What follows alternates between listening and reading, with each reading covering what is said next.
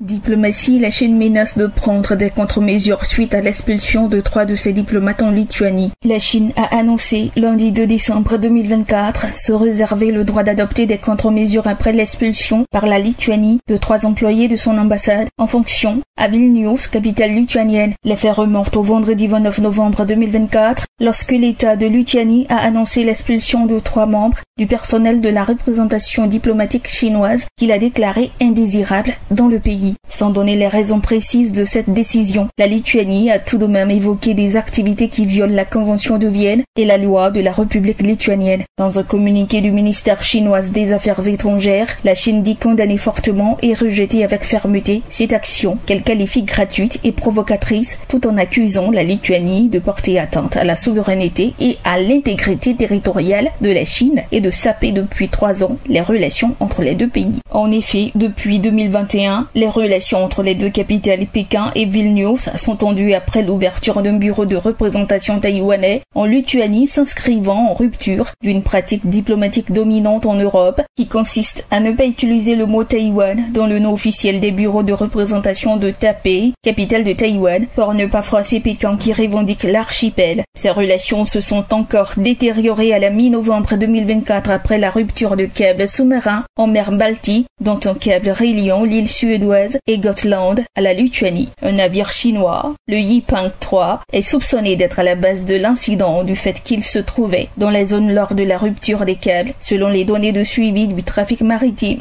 La Suède a ouvert une enquête pour sabotage et la Lituanie annonce la création d'une équipe conjointe d'enquêteurs avec la Suède et la Finlande avec le concours d'Eurojust, l'agence de l'Union européenne chargée de la coopération judiciaire. La Chine a nié toute responsabilité dans cette affaire et a affirmé le vendredi 29 novembre 2024 être disposée à coopérer avec les enquêteurs pour éclaircir les faits.